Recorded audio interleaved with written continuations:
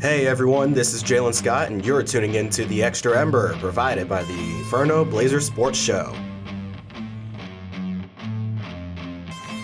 Ladies and gentlemen, boys and girls, it's a great day to be a Blazer and a great day to be here on the Extra Ember provided by the Inferno Blazer Sports Show. Welcome everyone to the third edition of the Extra Ember. Again, I'm your host, Jalen Scott, and thank you all for tuning in today. It's going to be a great day, going to be a great little episode here of a topic that I really wanted to get into, just because the events that just happened recently. Just like my first Extra Ember, we're going to be talking about Blazer soccer, the women's soccer team. Speaking of what a turnaround it has been for this team this season. Last year was not very good. It definitely was not to the level, probably did not realistically meet expectations.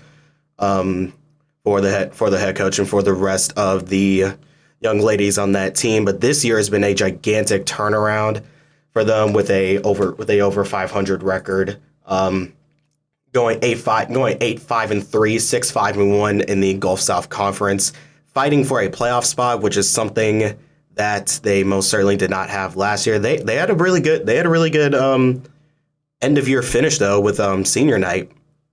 And speaking of senior night, that's something we're going to get into today as we're going to talk about and go over the past two Gulf South Conference, or correction, we're going to go over the recent Gulf South Conference home and home this past weekend, October 20th and October 22nd, this past Friday and Saturday. This episode is being recorded on October 23rd, so it's going to be the Monday after those two games. So the games I want to talk about are against Spring Hill College in West Florida, the Badgers and the Argonauts. We're first going to talk about the October 20th game, that Friday game against Spring Hill College, one of the weaker teams in the Gulf South Conference this year. But they were still kind of in the hunt for a playoff spot around that 10th, 11th spot in the Gulf South Conference. Obviously, the top 8 teams make it to the tournament, so Spring Hill College was still fighting for something. They're still fighting for hopefully making it as the 8th seed, but also wanting to try to knock down Valdosta State from where they were, that number 3 spot.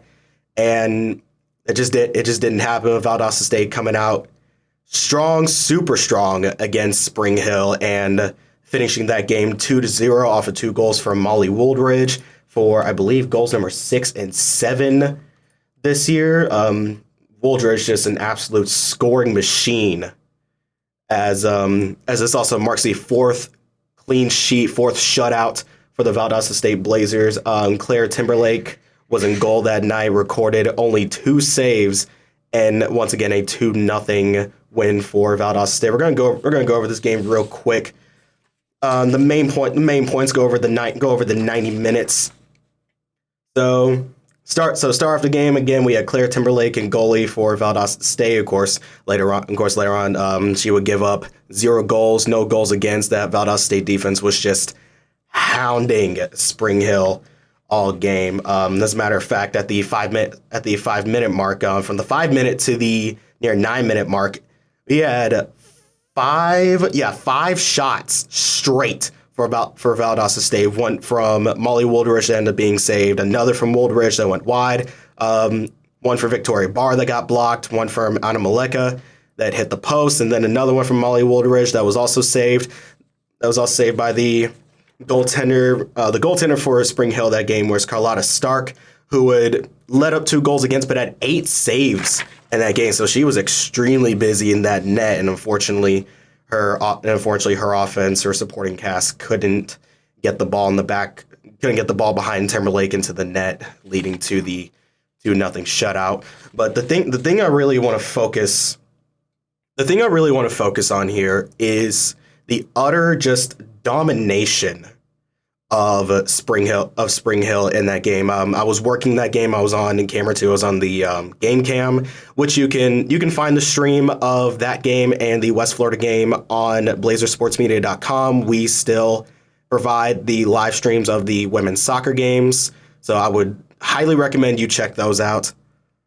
But to go over that game more in detail, the offensive pressure from Valdosta State, it's something that I've been talking about, that I talked about in the first episode as well, that just consistent high pressure offensive push, even in a 3-4-3 formation with only having three forwards, Maleka, Woldridge, and I don't remember who was the other starting forward in that game. It was Maleka, it was Woldridge. Might have been DeCenzo. DeCenzo, I think, was the other starting forward in that game who registered 2 shots, had a shot on goal and an assist in that game. One of 2 assists, the other one coming from Anna Maleka.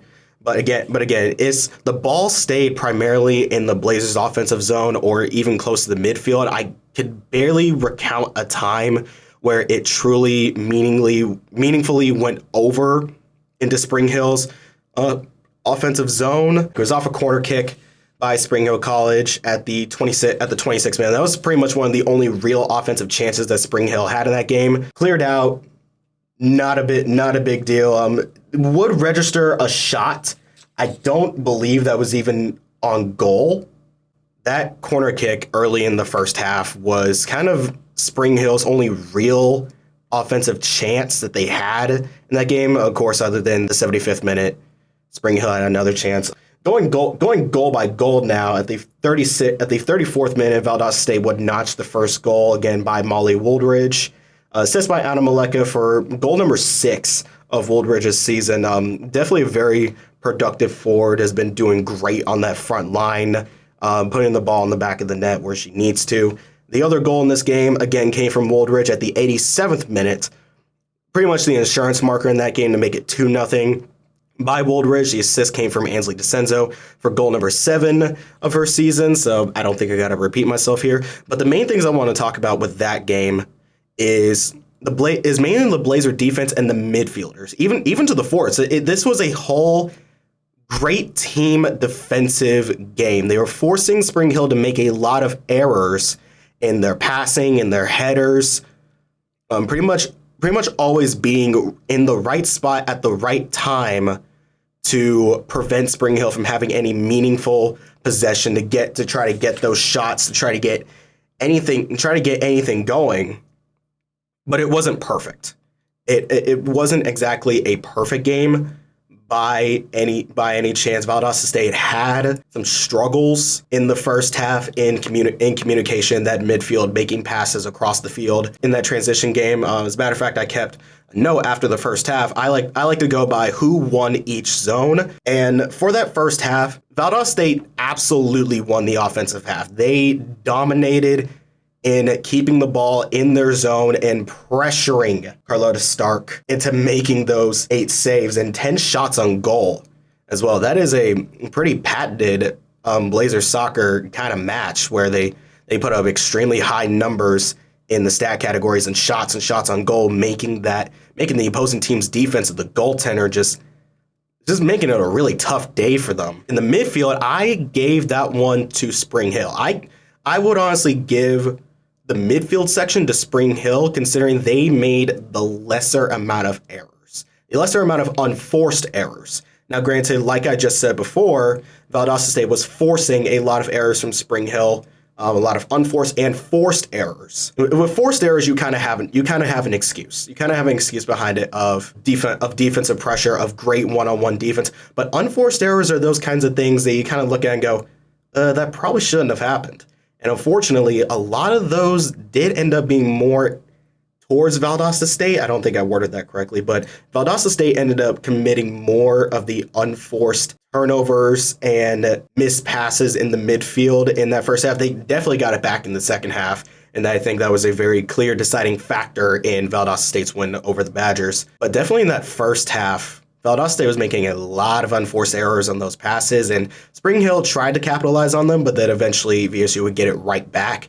Either the defenders or the midfielders would get it right back, and then we were back on offense again. So it was a very, very good game. Spring Hill tried to keep the majority of that midfield pressure, but Valdosta State in their movements and their team chemistry and how they communicate on the field, and honestly just individually as well, pulling off the moves out there, getting around defenders, getting the ball down the field, looking for opportunities, looking for pockets of space is something that the women's soccer team loves to do.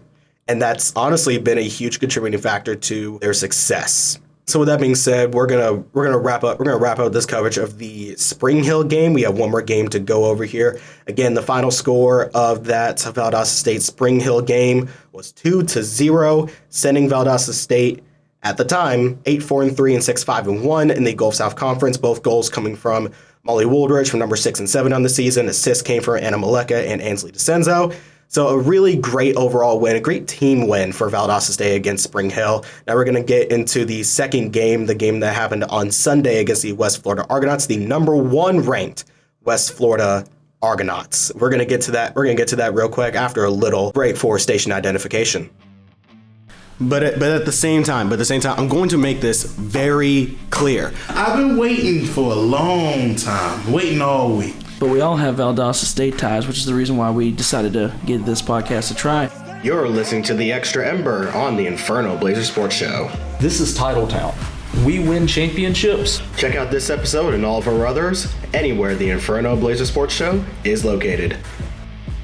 All right, everyone, and welcome back to the Extra Ember on the Inferno Blazer Sports Show. I'm your host, Jalen Scott, and we just finished talking about the Spring Hill College game, the Valdosta State 2-0 win over Spring Hill College, a key GSC matchup. Now we're going to talk about the second game of this final home-and-home series, this time against the number 1 ranked West Florida. Actually, correction, number 1 ranked in the GSC, 21st nationally ranked West Florida Argonauts. And the only other time I could realistically think of that Valdosta State has faced a nationally ranked team was early in the season when they faced the Embry-Riddle Eagles, who at the time were number 2 in the nation. Let me see if I can. Yeah, it was September 6th against the Embry-Riddle Eagles at Valdosta State that ended in a tie, 1-1.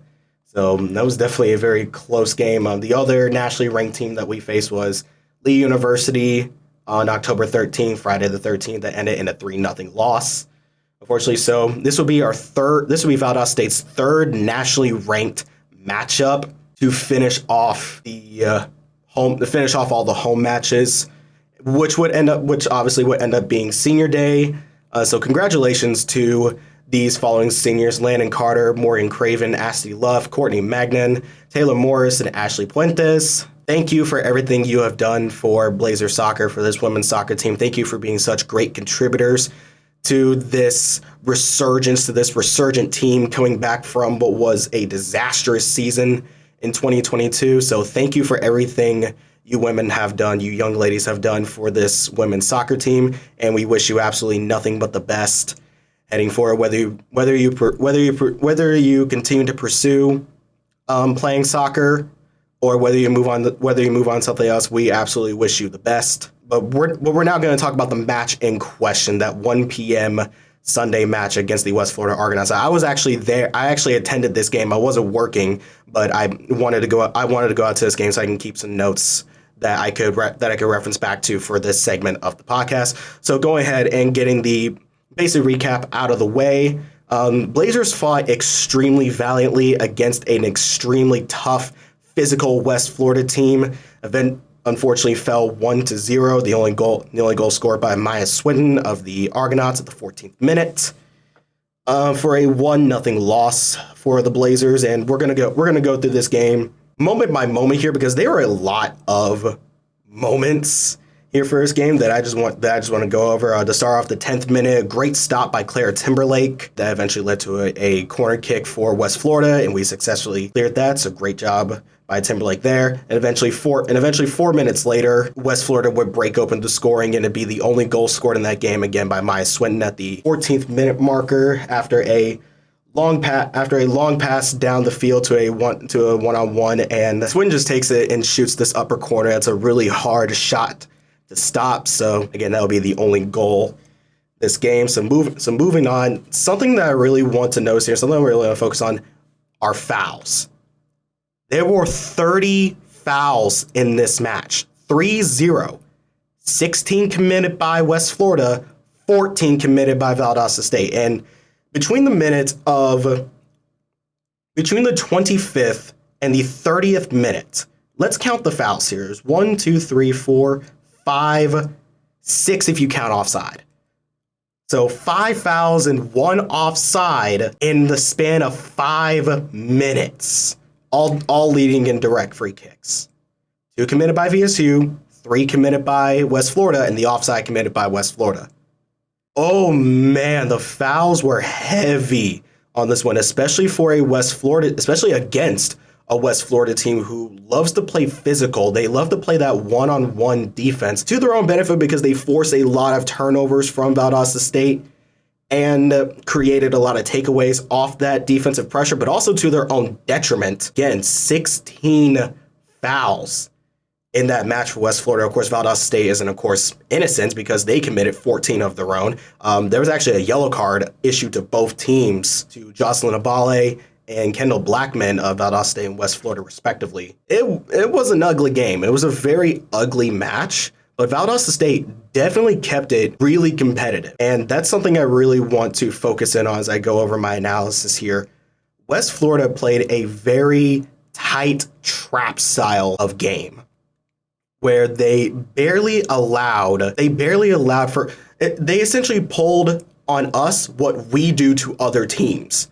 So like I just said when we were talking about the Spring Hill game, how we barely allowed a lot of offensive chances for Spring Hill because we were so controlling of the midfield zone. The forwards were pressuring, creating one on that one-on-one defense, good communication across the field to pick up defenders, and essentially not really allowing meaningful opportunities for possession past midfield for the opposing team. That's what West Florida did to us this game. And let's just say, it's not fun tasting your own medicine. Having to play on the defensive end and having to play more defense than offense, it was definitely very unlike this Blazer soccer team where they're all offense, keeping the ball in their own zone.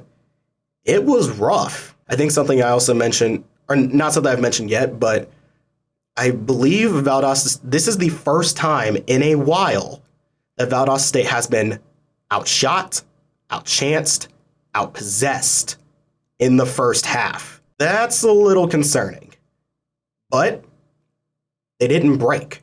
And I think that's something that's very important here. The team didn't break. The team defense didn't break, from forwards to midfielders to defenders and goaltender. The defense didn't break. They played bend, don't break against this West Florida team who use an offensive strategy that you would very commonly see in hockey, of a dump and chase, where the defender or the midfielder would send the ball downfield, send the ball deep downfield, essentially to kind of an area where the goaltender can't easily run out and snatch the ball without potentially turning it over or not getting there in time, and essentially creating a bunch of foot races between the forwards and the defenders to prevent offside. Because if the forward is already behind, if the forward is already in front of the defender, if the forward hasn't already gone behind the defender to get a ball, and a ball gets sent downfield past them, the forward, if they're fast enough, can run past the defender, pick up possession, and have a scoring chance.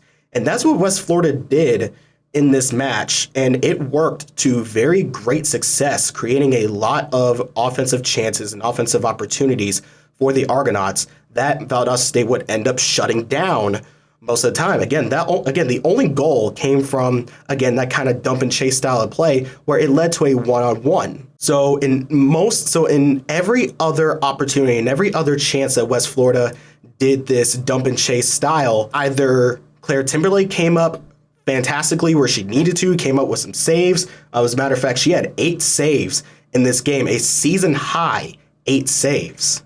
So congratulations to Claire Timberlake on that, and only allowing 1 goal. That is fantastic, especially, again, the top team in the Gulf South Conference other than Lee University. So again, it was just a really rough match for Valdosta State, having to play on that defensive end a lot more than they're used to, but they held strong. They held one of the top teams in the Gulf South Conference, probably the toughest competition they'll face until the Gulf South Conference tournament, to 1 goal. 1 goal was all it was. That 1 goal came early in the first half. After that 14th minute goal, for the rest of the time, for the last 75 minutes, Valdosta State tried to get some chances. Fortunately, couldn't capitalize. As a matter of fact, something I really want to focus on here. A really good Valdosta State offensive chance that they have was at the 83rd minute, following a foul by West Florida in Valdosta State's offensive zone. I believe this happened right outside the penalty area, so they couldn't get a penalty shot. But off the direct free kick, 3 prime offensive scoring chances were there for Valdosta State that were either stopped by the goaltender, blocked, or hit the crossbar. And then for the last gasp, it was hit just over the end line by a Bale, I think it was. So just a really, really bad break for Valdosta State in that game, unfortunately losing 1-0 on senior day. But at the end of the day, it's something they can still hang their heads on. They can still hang their hats on, as that could have been a lot worse. But we held strong. We fought to the very end. Even when things weren't going our way, we still held on, and our defense proved that they are a great shutdown unit, even against the best offenses. And I think that's something that's going to be very important coming up into this final match against University of West Georgia, which we're going to get to in just a moment here. So again, the weekend series between Spring Hill College and West Florida ended as such. Valdosta State wins 2-0 against Spring Hill College and loses 1-0 against University of West Florida to go 8-5-3 and 6-5-1 in the Gulf South Conference. We're going to talk about the implications for the final match of the regular season against the University of West Georgia Wolves after this quick little break.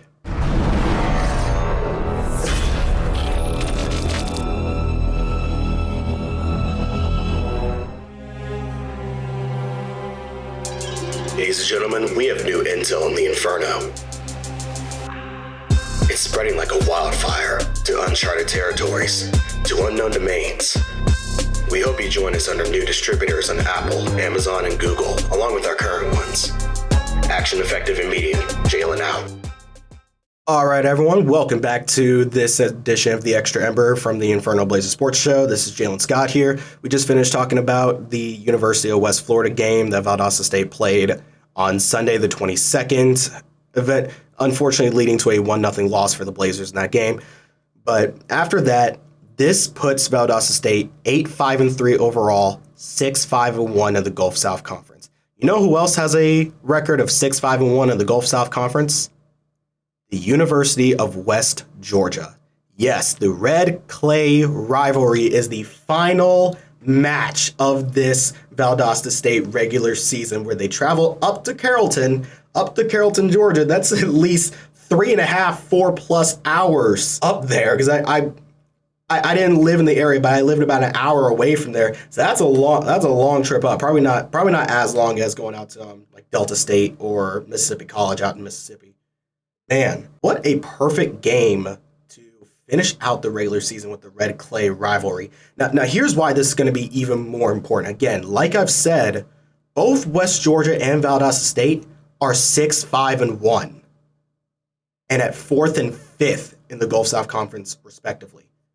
Now, while they haven't officially clinched a spot in the tournament yet, it can very well be assumed that the top 3 teams currently are Lee, West Florida, and Mississippi College. Those are likely going to be the top 3, and they've either already clinched spots, which means they clinch home field advantage for the quarterfinal match. The 4th seed, that final home match, is what remains and is on the table for West Georgia and Valdosta State. Now, this last match, October 27th at 5 p.m., whoever wins this one moves on to 7-5-1 in the Gulf South Conference. They're likely not going to jump Mississippi College, but whoever wins this gets the 4th seed and claims the final home matchup of the Gulf South Conference tournament. And this is going to be, like I've said, a very, very important game for this Blazer team to go up to Carrollton, take on West Georgia, not only for just to end the season on a good note and to have momentum heading into the playoffs, but if the Blazers win on the road against West Georgia, take that 7-5-1 and clinch the 4th spot, they more than likely get to come back down to Valdosta and face West Georgia again, with West Georgia falling in as the 5th seed, unless whoever is number 6 jumps West Georgia based on overall record. So we have a very, very real possibility of back-to-back red clay rivalry matches, one in the regular season at West Georgia, and then in the playoffs at Valdosta State. This is going to be fun. That's going to be a very fun match to pay attention to. Especially, again, if Valdosta State wins. They clinch the 4th, they come back to Valdosta, come back to the soccer complex, and take on the 5th seed at home. And it's likely going to be West Georgia again. But on the flip side, if they lose, if Valdosta State loses this match, they likely drop to the 5th seed. They'll make the playoff, they'll make the tournament, but on November 4th, which is the first round of the Gulf South Conference tournament, we'll have to go back up to Carrollton to play West Georgia again. Probably don't want that outcome because that's less it's already tough to be on the road and travel to another stadium in a pivotal game. You want to try to be at home for that where you're comfortable. So this matchup is absolutely more than pivotal, and it's something I'm definitely going to be keeping my eye on, and I'll probably make another Extra Ember about that match on its own eventually. But again, final match for Valdosta State Blazers, October 27th, 5 p.m. against West Georgia in Carrollton, Georgia. And then from there, it's the Gulf South Conference quarterfinal, which is on November 4th, which I know I'll be working. I'll be on the camera that game. That's gonna be a fun one to do. To wrap things up here, to close out, there's one more thing I want to talk about before I close out this edition of the Extra Ember, and this is something I'm probably going to bring up on the next episode as well, which, by the way, new episode coming out this week, likely coming out this Friday at 11 o'clock, so stay tuned for that. We're doing our recording session on Wednesday, so that'll be October 25th. But the last thing I want to talk about here is the Haven. Now, the Haven here at Valdosta State is something that just recently came up. It is a local nonprofit agency that provides emergency temporary shelter and services to victims of family violence, sexual assault, and human trafficking. They're very real, very scary problems to face no matter where you are, whether you're at home, whether you're away. These are extremely real and very dangerous and scary problems that no one should ever have to face, but unfortunately, there are victims of it every single day. And the Haven is essentially a way for these people to seek shelter, to seek a way to get away from these situations, to then eventually clear their minds and take further action, to have a place to go to that's a safe place from these very dangerous things that happen. And Valdosta State Athletics is doing a very great thing by accepting donations. They're accepting donations at 3 upcoming athletic events, starting with the volleyball match on Wednesday, October 25th at 6 p.m. versus Auburn Montgomery.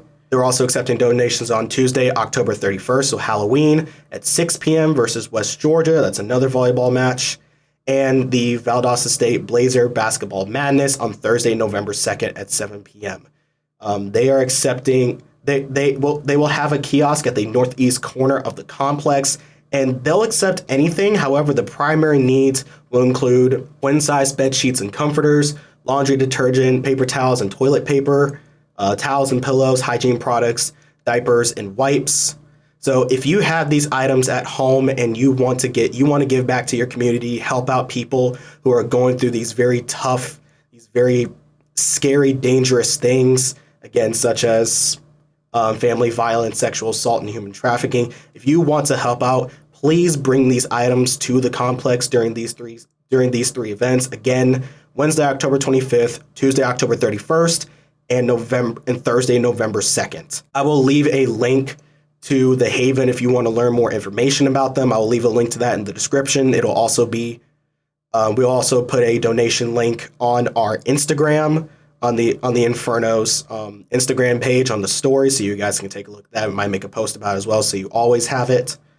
So again, if you have those items, or if you have anything you want to donate to help these people in need who need a safe space to go to, please come out and donate those items. They would greatly appreciate that. And with that as well, fans who donate an item will receive a general admission basketball ticket, good for any single game or date in the 2023-2024 season. So if you also want to catch a basketball game for doing a great thing, for giving back to your community, you got it right there. So again, that's the Haven. Link will be in the description and on social media so you can learn more. And with that, I'm going to wrap it up here for this edition of the Extra Ember. I thank every single one of you who are tuning in to these episodes. It means a lot to me, Chris, Kyle, and Jack that this podcast is starting to gain some footing and starting to gain its ground as we're creating more episodes. We're getting more creative with our content. Actually, as a matter of fact, the Inferno Blazer Sports Show and these editions of the Extra Ember are now going to be on more distribution platforms, which I'm super excited about. So we are now on Apple Podcasts, Google Podcasts, Audible, Amazon Music, and YouTube Music. Also along YouTube, our regular YouTube channel, and our Spotify. So we now have 7 different distributors and services where you can catch the Inferno Blazer Sports Show. I will also link all those links in the description. It's going to be link filled down there. So no matter what streaming service you use, we want to try to make the Inferno more accessible to different platforms. So if you can, please check out the main show and these Extra Embers using those links and using those services. And speaking of Extra Embers, check out Chris Mercer's Extra Ember that he put out last week, Chris's multi-sport tour. It's definitely a fun one. Chris is a really good talker of NFL and NBA, and even with the Blazers as well. He does really great on those. I would really appreciate you listen to that episode. And again, please be tuned for a new episode of the Inferno Blazer Sports Show coming out this Friday at 11 o'clock. And again, that's going to do it for me here at the Extra Ember. Thank you all for listening. My name is Jalen Scott. This has been the Extra Ember. Signing out.